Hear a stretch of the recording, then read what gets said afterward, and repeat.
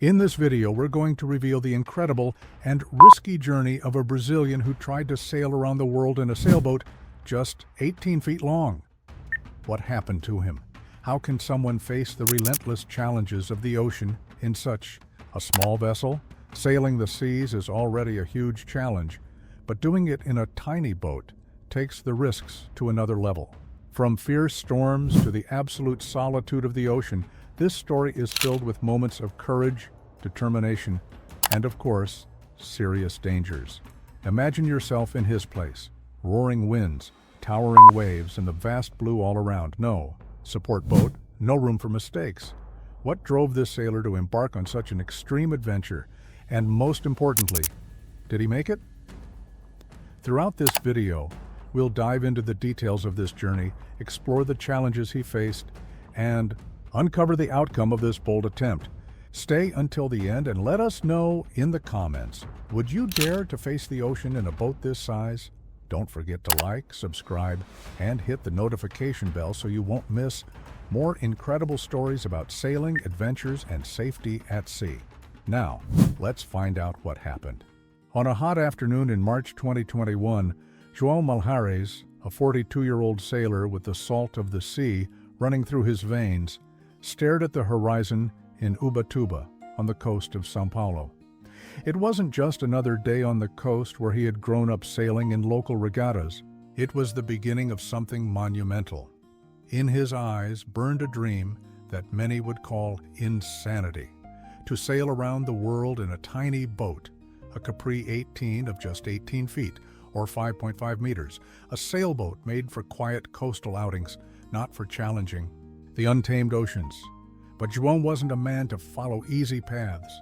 He named the boat Pequeno Gigante, as if he already sensed that lightweight fiberglass hull, weighing only 680 kilos, would have to carry a story far greater than its size. The idea didn't come out of nowhere. Since he was a boy, João had played in the waters of the South Atlantic, feeling the wind stretch the sails of simple boats. But the dream of circumnavigating the planet was born from a mix of stubbornness and fascination with those who had already faced the impossible. He chose the Capri 18, an agile boat with its 14 square meters of sail area and a shallow draft wing keel, just 0.71 meters. It was perfect for quick maneuvers, but would it withstand the ferocious winds of Cape Horn or the heavy seas of the roaring 40s? João was determined to find out. It took 2 years of preparation, a time when he transformed the Pequeno Gigante into something that bordered on the impossible for such a small boat. The original ballast of 193 kilo wouldn't be enough for rough seas, so he added another 23 kilo, bringing the total to 216 kilo. This raised the ballast-to-displacement ratio to 31.8%, giving the boat a better chance of righting itself after a powerful breaking wave. The hull gained extra layers of fiberglass and epoxy resin, reinforcing the keel and mast. He didn't want to see cracks in the middle of nowhere. The interior space, almost a closet, became a challenge. João improvised a cabin with marine plywood, just enough for a bunk and a corner to cook without weighing the boat down too much. He went further. He mounted a 50W solar panel on top of the cabin, connected to a 12V battery that would power a GPS, a VHF radio, and navigation lights, items that could save his life in the dark or in a call for help. An emergency beacon was tied to the cockpit, along with an inflatable dinghy that barely fit there. Water? He squeezed 227-liter tanks into the tight space, while freeze-dried rations were stuffed wherever they could fit. For the sails, he prepared an arsenal: a storm genoa, a storm jib, and a spinnaker for downwind sailing. And to avoid being stranded in calms, he installed a small internal diesel engine, something no one would expect in a Capri 18. The route was already mapped out. Depart from Ubatuba in March 2023. Head down the South Atlantic to Cape Town. Cross the Indian Ocean to Fremantle, face the South Pacific and the dreaded Cape Horn, then climb back up to Brazil, 27,000 nautical miles. of pure audacity. Testing the boat in local waters, adjusting the tiller and feeling the wind in the sails, João scribbled in his diary, "The ocean doesn't forgive distraction, and my boat is an extension of me." But would that small hull withstand the 50-knot winds and 8-meter waves that awaited? The answer was out there, and João was ready to go after it. João Malhares pushed the tiller of the Pequeno Gigante firmly on the morning of March 15, 2023, when the 18-foot Capri 18 left the Ubatuba, docked behind. The sea was calm, the sun scorched the deck, and a fresh northeast wind blew at 10 knots, inflating the 14 square meters of the Genoa and pushing the boat at about 4.5 knots. It was the start of the first leg, 3,300 nautical miles to Cape Town, South Africa. He adjusted the mainsail, feeling the lightweight 680 kilos hull glide over the gentle waves, and for a moment, it almost seemed easy. But João knew the South Atlantic wasn't prone to kindness for long. He noted in his diary, with a crooked smile, "The sea is welcoming me, but soon it'll show its teeth." In the early days, the Brazil current was an unexpected ally. Flowing south along the coast at 1 or 2 knots, it pushed the Pequeno Gigante like a friendly nudge, helping João maintain an average of 5 knots. With the wind abeam, he unfurled the spinnaker, that colorful balloon that seemed to double the boat's size, and felt the Capri pick up to 6 knots in stronger gusts. The horizon was an endless line, the sky clear, and the cockpit, his 2-meter-wide world, felt almost comfortable. João stretched his legs across the bench, the safety harness loose around his waist, and left the VHF radio tuned to silence, just listening to the sound of water against the hull. "This is living," he murmured, as the sun gilded his skin. But the sea doesn't let anyone get used to peace. Crossing latitude 25 degrees south, the wind shifted to southwest and climbed to 18 knots, with gusts that made the aluminum mast hum like a tuning fork. The Pequeno Gigante began to heel, the cockpit's edge licking the water, and João sprang into action. He pulled the halyards hard, putting a reef in the mainsail, reducing the sail area to about 10 square meters, and rolled the Genoa down to half its size. The boat straightened, but the sound of the wind in the shrouds was like a constant scream. He tightened the harness, feet planted on the cockpit floor, and gripped the tiller with both hands. "First test," he wrote afterward, his fingers still trembling from the effort. Adapting to life in that tiny space was another battle. The cockpit, with its hard benches and the makeshift bunk in the cabin, was all João had. He slept curled, up legs bent against his chest, waking to the sound of waves hitting the hull. The portable stove, tied with a rope, swayed with each roll as he heated a freeze-dried ration, 300 grams a day, rationed carefully. Water, limited to 2 liters daily from the 227 liters in the tanks, trickled down his face as he tried to wash. Dishes with as little as possible. The 50W solar panel hummed on the cabin roof, keeping the 12V battery charged for the GPS and VHF radio, but the dampness soaked everything. The diary, kept in a plastic bag, already had crinkled edges. "I live like a sardine in a can," he laughed to himself, looking at the space where he barely fit. The real test came as he neared latitude 35 degrees south, where the Agulhas current came into play.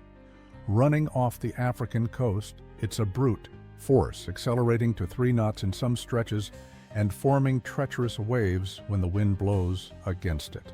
João felt it firsthand on a gray afternoon when the wind rose to 30 knots, 4.7 for any sailor, and the waves grew to 4 meters. The Pequeno Gigante danced on the crests, rising and falling like a toy, while the tiller shook in João's hands. A wave broke sideways, dumping a bucket of salt water into the cockpit and soaking the bunk. He shouted against the wind, heart pounding, and held on tight as the boat nearly capsized. The 216 kilos of ballast, which he'd reinforced years before, made the difference. The Capri righted itself swaying, but alive. The struggle lasted hours. João adjusted the Genoa again, reducing it further, and left the mainsail with a second reef, keeping the boat under control. The safety harness was his anchor, holding him to the cockpit as he steered with gritted teeth. The tiller felt alive, wanting to escape, he noted later, hands marked by the rope. The cold began to bite, and the humidity turned the air thick, almost tangible. He shivered, but there was no time to rest. The GPS showed 150 miles to Cape Town, and the sea offered no respite. When the mist finally revealed the outline of Table Mountain, after 28 days from Ubatuba, João anchored the Pequeno Gigante in a sheltered bay. The hull was scratched, the cockpit drenched, and he, exhausted, looked as though he'd aged a decade. He stepped onto the dock with shaky legs, his lean body covered in salt, and gazed at the boat with a mix of pride and relief. "You held up, little one," he murmured, stroking the hull. But as the sun set over Cape Town, João knew the South Atlantic had been just the first round. The Indian Ocean, with its roaring forties and brutal isolation, lay in wait. Would the Pequeno Gigante and he himself endure what was coming next? João Malhares raised anchor in Cape Town on a cold April morning in 2023, the Pequeno Gigante swaying gently as he adjusted the Genoa to catch the southwest wind, blowing at 15 knots. The Capri 18, now scratched from the South Atlantic, pointed toward the Indian Ocean, bound for Fremantle, Australia, 4,000 nautical miles of open, unpredictable sea. The sun barely warmed, but João felt an inner heat, a mix of relief at surviving the first stretch and anxiety for what lay ahead. He gazed at the empty horizon and wrote in his diary, with handwriting shaky from the wind, "The Indian has no end, and it's just me and this little boat against it." The first days were about settling in. The wind swung between 12 and 18 knots, and the Pequeno Gigante sailed at 5 knots with the spinnaker unfurled, cutting through gentle 1-meter waves. João checked his supplies in the cramped cockpit. 227 liters of fresh water in the tanks, freeze-dried rations for 40 days, 300 grams per meal, and some protein bars stashed in a plastic bag. The boat's minimal space was a maze of improvisation. The bunk in the cabin, less than 1.5 meters, forced him to sleep curled up, while the portable stove swayed tied by a rope. The 50W solar panel, fixed to the roof, hummed quietly, charging the 12V battery that kept the GPS and VHF radio alive. "It's like living in a nutshell," he thought, chuckling to himself as he heated water for a bitter tea. Loneliness began to weigh when he entered the roaring 40s, that band between latitudes 40° and 50° south where the wind never stops. The sky turned gray, the wind rose to a steady 25 knots with gusts of 35, and the waves grew to 3 meters. The Pequeno Gigante danced on the crests, the mast humming as João reefed the mainsail, reducing it to 10 square meters, and swapped the Genoa for a smaller jib. The noise was deafening. The wind howled through the shrouds. The water pounded. The hull like hammer blows, and he strapped himself to the cockpit with the safety harness, his body hunched against the gusts. "No respite here," he scribbled, the pencil nearly slipping from his damp hands. Resource management became a matter of survival. After 15 days, the 227 liters of water were down to half, and João rationed 1.5 liters a day, enough to drink and cook. The manual desalinator, a metal tube he pumped hard to remove salt from seawater, produced 1 liter per hour, a task that left his arms numb. But in the 3rd week, the device failed. The inner membrane, worn from use, tore, and João stared at the useless tube, his heart sinking. "Without this, I'm screwed," he muttered, tossing it aside. He improvised with a tarp he used to cover the cockpit, stretching it between the shrouds to catch rain. When a storm hit, with 40-knot winds and water falling in sheets, he scrambled. to collect filling buckets that barely totaled 10 liters. Every drop was gold, and he drank slowly, tasting salt mixed with hope. Food was another issue. The freeze-dried rations were dwindling, and Jerome turned to fishing. He cast a simple line with an artificial lure off the stern, waiting as the boat moved at 4 knots. One day he pulled in a small tuna, about 2 kilos, and spent an hour cutting it with a dull knife in the slippery cockpit, blood mixing with salt water. "Never been a fisherman, but the sea teaches me," he wrote, smiling as he roasted chunks on the stove. But hunger returned quickly, and his body, already lean from the Atlantic, began to feel the strain of the meager diet. Boat maintenance was a constant fight. Salt corroded everything. The shrouds bore rust stains. The tiller creaked with moisture, and the solar panel, crusted with brine, showed signs of faltering. Jerome spent hours wiping it down with a damp cloth, mending frayed ropes, and tightening. Loose screws with a screwdriver kept in his pocket. One night, a wave from a beam flooded the cockpit, soaking the bunk and the ration bag. He dried what he could with trembling hands, the tender grain cold cutting into his skin, and cursed the tiny space that offered no shelter. "The Pequeno Gigante is tough, but I'm at my limit," he noted, the ink smudging in the dampness. Loneliness was the worst enemy. With no radio to talk, the VHF picked up only static. Jerome spoke to the boat, the sea himself. "You've seen this, huh, Pequeno? Just the two of us against the world," he said, laughing into the void as the wind howled. At night, under a sky of stars that seemed infinite, he curled up in the bunk, body aching, and thought of Ubatuba, family, the warmth of solid ground. But quitting wasn't an option. He glanced at the GPS marking 1,800 miles to Fremantle and gripped the tiller tighter. After 35 days, the Australian coast appeared like a mirage. Jerome anchored in Fremantle, the Pequeno Gigante coated in salt, the hull bearing new scars, and he thinner, with deep circles under his eyes. He stepped onto the dock, feet unsteady, and looked at the boat with quiet respect. "We survived, little one," he whispered, voice hoarse. But as the sun set, he knew the Indian had been just a rehearsal. The Pacific and Cape Horn awaited, and the loneliness, rationing, exhaustion. It would all return, perhaps worse. How far would the Pequeno Gigante and his stubbornness take him? João Malhares set out from Fremantle in July 2023, the Pequeno Gigante slicing through the South Pacific with stubborn determination.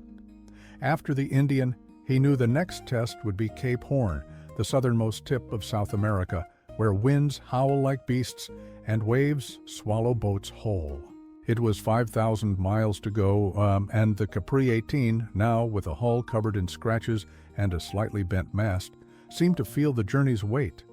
Jerome adjusted the Genoa for a 20-knot wind, the boat sailing at 5 knots, and wrote in his diary, with crooked letters, "The Horn is the final judge. Let's see if I pass the test." The Pacific started treacherous. At latitude 45 or south, the roaring 40s returned with force, bringing 30-knot winds and 3-meter waves. Jerome swapped the Genoa for the jib, reducing sail area to keep control. But the Pequeno Gigante rose and fell like a toy in an angry child's hands. The cockpit, his 2-meter refuge, was drenched, and the 8°C cold bit his fingers as he held the tiller. Fatigue weighed heavy, but an unexpected adventure broke the monotony. One morning, he tossed the fishing line off the stern, expecting a tuna or something ordinary. Instead, the line yanked hard, nearly pulling it from his hand. After 20 minutes of struggle, he hauled in a strange fish, an opah weighing about 15 kilo, with bright orange scales and bulging eyes. "What the hell is this?" he laughed, gutting it in the slippery cockpit. The firm, oily flesh became a feast roasted on the stove, a rare moment of joy amid the chaos. But the sea didn't relent for long. At 500 miles from the Horn, the wind climbed to 40 knots, and waves reached 5 meters. Jerome reefed the sails almost by instinct, His lean body hunched against gusts that sprayed salt water in his face. Then something surreal happened. A dull thud echoed through the hull, and the tiller jolted violently, nearly slipping from his grip. He looked back and saw a massive humpback whale emerging just meters away, its tail slapping the water like thunder. The animal must have grazed the tiller by accident, but the impact left João's heart in his throat. "Almost sent me to the bottom," he shouted into the wind, laughing nervously as he checked the tiller. Intact, by a miracle. The approach to Cape Horn brought true hell. João anchored in Ushuaia, Argentina, for an emergency stop. The mast was bent, the shrouds frayed, and the diesel engine coughed black smoke. He spent 2 days on the icy dock, fixing what he could with makeshift tools, reinforcing the mast with wires, replacing ropes, and cleaning the engine's carburetor with hands black from grease. "I'm not giving up now," he muttered, his breath turning to vapor in the succubicular air. He set off again on August 10th, the Pequeno Gigante creaking, but ready. The horn greeted him with fury.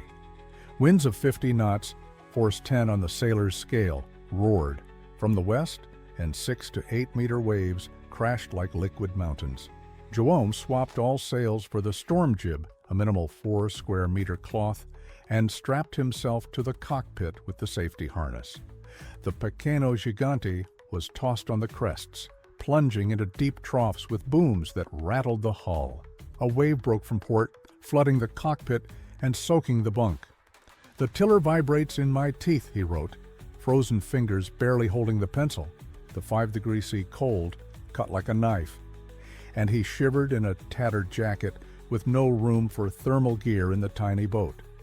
Seasickness hit fast. The relentless pitching churned his stomach, and João vomited into the bucket tied to the floor.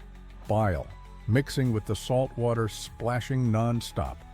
"I don't know if I can take more," he thought, his mind clouded by exhaustion and fear. It was 18 hours straight at the tiller, eyes burning from salt, hands scarred by ropes. A 55-knot gust nearly flipped the boat, but the 216-kilo ballast, welded years ago, held the Pequeno Gigante by a thread. He shouted into the wind, his voice swallowed by the sea's roar, as the GPS marked the passage. Latitude 55°58 south, longitude 6717 west. The horn was conquered. When the sea calmed miles past the cape, João collapsed in the cockpit, his body a rag. The Pequeno Gigante floated, hull coated in foam, mast still standing. He gazed at the horizon, chest heaving, and whispered, "We made it, little one. We made it." But the relief was brief. The Pacific still had more to throw at him, and the journey back to Brazil was just beginning. How far would that little boat and his weary soul carry on?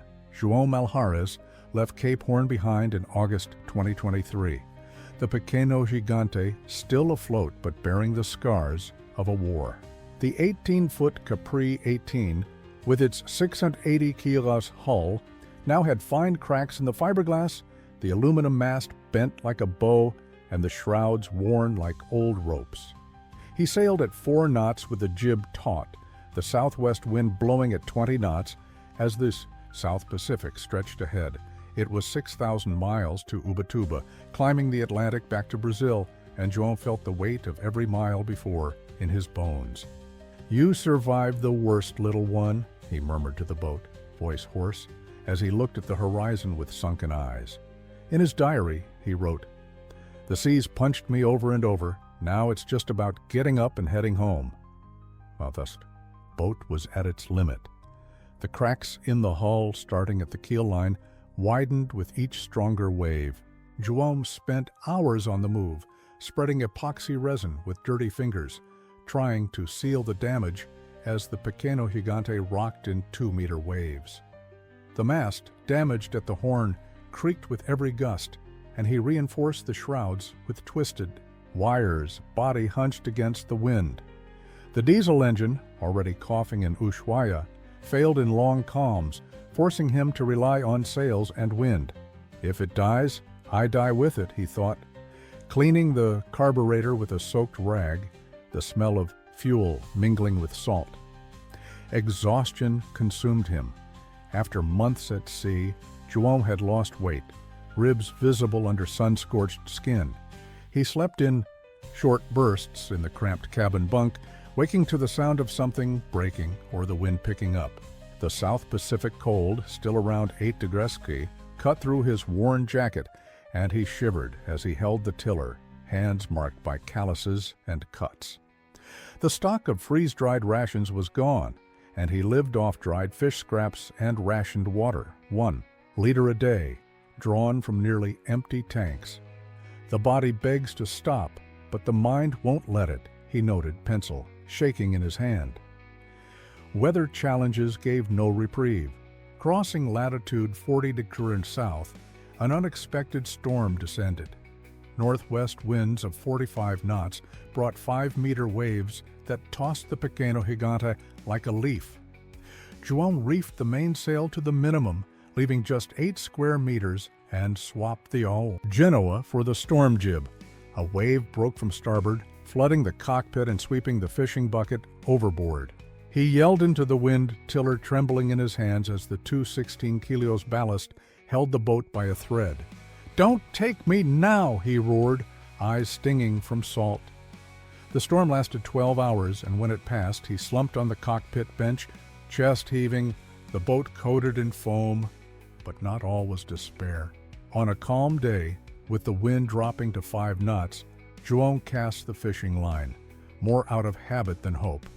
Something tugged hard, and he battled for half an hour to haul in an albacore about 10 kilos, its silver body glinting in the sun. "You're my miracle," he laughed, slicing it in the cockpit with a dull knife, blood running over the boards. He roasted chunks on the stove, the smell filling the air, and for a moment tasted victory. It was a rare breather, a reminder that the sea could offer more than struggle. Route adjustments were constant. The GPS, powered by the 50W solar panel, showed deviations from countercurrents in the Pacific. João recalculated with a crumpled chart, drawing crooked lines to avoid low-pressure systems the VHF radio picked up in static. Climbing into the South Atlantic, he caught the Falklands Current, running north at 2 knots, boosting the Pequeno Gigante's speed. But the cost was high. The hull creaked more, and the compromised mast threatened to give. He tied extra ropes to brace it, arms shaking with effort, praying it would hold. At 1,000 miles from Brazil, the sky darkened again. A cold front brought 35-knot winds and icy rain, waves rising to 4 meters. João gripped the tiller with both, hands, body drenched, as the Pequeno Gigante fought to stay upright. The engine died for good, tank empty, leaving him reliant on sails alone. "Last round, little one," he whispered, teeth clenched. Exhaustion made him see shapes on the horizon, but the GPS showed Brazil's coast, drawing closer. Relief grew, mingling with fear that something might fail at the end. In May 2024, after 14 months at sea, João sighted São Paulo's coast. The Pequeno Gigante entered Ubatuba Bay at 3 knots, hull cracked, mast bent, sails tattered. He anchored, legs barely holding him, and fell on the dock, firm ground feeling like a dream. He looked at the boat, now a salt-crusted survivor, and felt his eyes well up. "We made it, little one," he said, voice breaking. The sea had tested him to the end, but there he was, exhausted, broken, but whole. All that remained was to tell the story. João Malhares sighted Ubatuba's coast on a foggy May morning in 2024, the familiar outlines of São Paulo's shoreline emerging like a mirage after 14 months at sea. The Pequeno Gigante, his 18-foot Capri 18, glided at 3 knots, hull coated in salt and cracks, mast bent like a wind-warped tree. The sails, tattered and patched, quivered with the faint 8-knot breeze from the east, and the diesel engine, dead. Since the Atlantic left the boat at the mercy of what strength remained. João held the tiller with trembling hands, sunken eyes fixed on the horizon, his lean body nearly collapsing under exhaustion's weight. "We made it, little one," he whispered, his hoarse voice barely escaping his dry throat. The GPS, still running thanks to the 50W solar panel, confirmed it. 27,000 nautical miles, a circumnavigation, were complete. The Pequeño Gigante's condition told the story itself. The fiberglass hull, once smooth, showed fissures along the keel, hastily sealed with epoxy resin João had applied at sea. The aluminum mast, warped at Cape Horn, stood with makeshift ropes, and the shrouds, corroded by salt, seemed ready to snap. The cockpit, that minimal 2-meter space, was wet and filthy, the bunk in the plywood cabin moldy and twisted. The water tank, starting with 227 liters, was empty, and the last freeze-dried rations had run out days before. João had survived, on dried fish scraps and raindrops caught in a torn tarp. He looked at the boat, now anchored in the bay, and felt a pang in his chest. "You're a warrior," he murmured, running his hand over the hull like comforting an old friend. The reception on land was a shock. When João stepped onto the dock, his legs barely held him, and he fell to his knees on the concrete, solid ground, strangely foreign after so long at sea. Friends and onlookers, tipped off by a VHF radio call he'd made to announce his arrival, rushed to him. Familiar faces shouted his name, hands lifted him up, and a small crowd gathered at Ubatuba's marina. "You did it, João!" an old fisherman exclaimed, eyes gleaming. Children pointed at the Pequeño Gigante, awestruck by the little boat that looked more like a toy than an ocean conqueror. He gave a weak smile, his scruffy beard crusted with salt, and took a water bottle someone handed him, drinking as if it were his first taste in months. Sitting on the dock hours later, as the sun set, João reflected on what the journey had taught him. He took his diary, its pages crinkled and stained, and read aloud to himself a line written in the Indian. "The ocean doesn't forgive distraction." It was the core of it all. Every 8-meter wave at Cape Horn, every 50-knot gust in the roaring 40s, every day of rationing in the Pacific. Each demanded total focus. "It's not about the boat's size," he said to a friend listening, pointing at the Pequeño Gigante. "It's about knowing every bolt, every rope, and never letting your guard down." The Capri 18, with its reinforced 216-kiloed ballast and minimal sail area, had proven preparation and resilience outvalued luxury. The lessons came with practical tips shared with sailors who approached, curious. "Reinforce the hull before you go, even if you think you don't need to," he began, his voice steady despite the fatigue. "Carry a spare desalinator. Mine failed, and it nearly killed me. And never underestimate the wind. Reef the sails early before the sea forces you." He pointed at the bent mast. "And keep extra ropes, this one held by a miracle." Each tip was a piece of his survival, a guide for anyone dreaming to follow his path. The journey's impact stretched beyond him. In the days that followed, word spread. The man who'd circled the world in an 18-foot boat became a local legend. Weekend sailors gazed at the Pequeño Gigante with reverence, and João got messages from strangers, some seeking advice, others just saying he'd inspired them to dream bigger. "If I did this, anyone with the will can try," he told a reporter who showed up with a recorder. But in his eyes was something more, the feeling of having conquered not just the sea, but himself. That night, alone on the dock, João stood watching the Pequeño Gigante at anchor, the moon's reflection trembling in the water. The boat was a glorious wreck, a testament to 14 months of struggle. He felt pride, but also an emptiness. What came after a dream like that? "Maybe I'll fix you up and head out again," he chuckled softly, knowing the sea still called. For others, he left a silent invitation. Look to the horizon, test your limits, learn from the ocean. Because, as he'd discovered, victory isn't just in arriving, it's in every day you face the impossible and keep going. Would you have the courage to try something like this? Share your thoughts in the comments.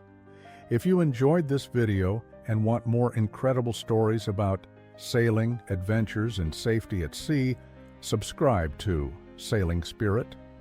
Turn on the notification bell so you don't miss any content and help spread the passion for sailing. See you in the next video. Fair winds, and until then,